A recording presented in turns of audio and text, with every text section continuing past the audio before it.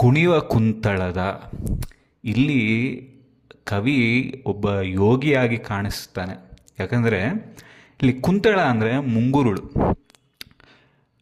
ನಾವು ವೈದಿಕವಾಗಿ ಭಾವಿಸಬೇಕಾದ್ರೆ ಆ ಕಿರೀಟದ ಒಳಗೆ ಗಣಪತಿ ತನ್ನ ಜುಟ್ಟನ್ನು ಕಟ್ಟಿರುತ್ತಾನೆ.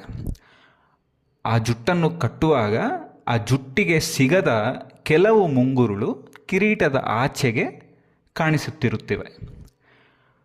ಆ ಜುಟ್ಟಿಗೆ ಸಿಗದ ಕೆಲವು ಮುಂಗುರುಳು ಕಿರೀಟದ ಆಚೆಗೆ ಕಾಣಿಸುತ್ತಿರುವ ಆ ಮುಂಗುರುಳು ಕುಣಿವ ಕುಂತಳ ಅಂತಿದ್ದಾರೆ.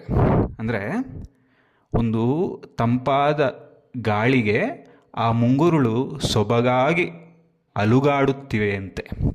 ನೋಡಿ, ಇದು ಕವಿಯ ದರ್ಶನ. ಹಾಗಾಗಿ ಇದು ಒಂದು ಉತ್ಕೃಷ್ಟವಾದ ಧ್ಯಾನ. ಕೇವಲ ಒಂದು ಕವಿತೆ, ಒಂದು ಪದ್ಯ ಅಲ್ಲ. ಅದು ಕವಿ ಎಷ್ಟು ತನ್ಮಯದಿಂದ ಅದನ್ನು ದರ್ಶಿಸಿ ಧ್ಯಾನದಲ್ಲಿ ಅನುಭವಿಸಿ ಬರೆದಿದ್ದಾರೋ ಇಲ್ಲಿ ನಮಗೆ ಗೊತ್ತಾಗುತ್ತೆ.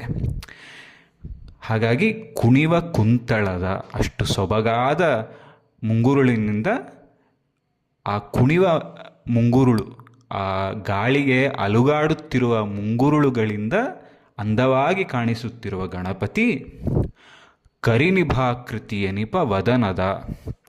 ಕರಿ ಅಂದರೆ ಆನೆ, ವದನ ಅಂದರೆ ಮುಖ, ಆನೆಯ ಮುಖದವನು ಅಂತ. ಹಾಗಿದ್ರೆ ಕರಿವದನ ಅನ್ಬೋದಿತ್ತಲ್ಲ, ಕರಿನಿಭಾಕೃತಿ ಎನಿಪ ವದನದ ಅಂತ ಇಷ್ಟುದ್ದ ಯಾಕೆ ಹೇಳೋದು ಅಂದರೆ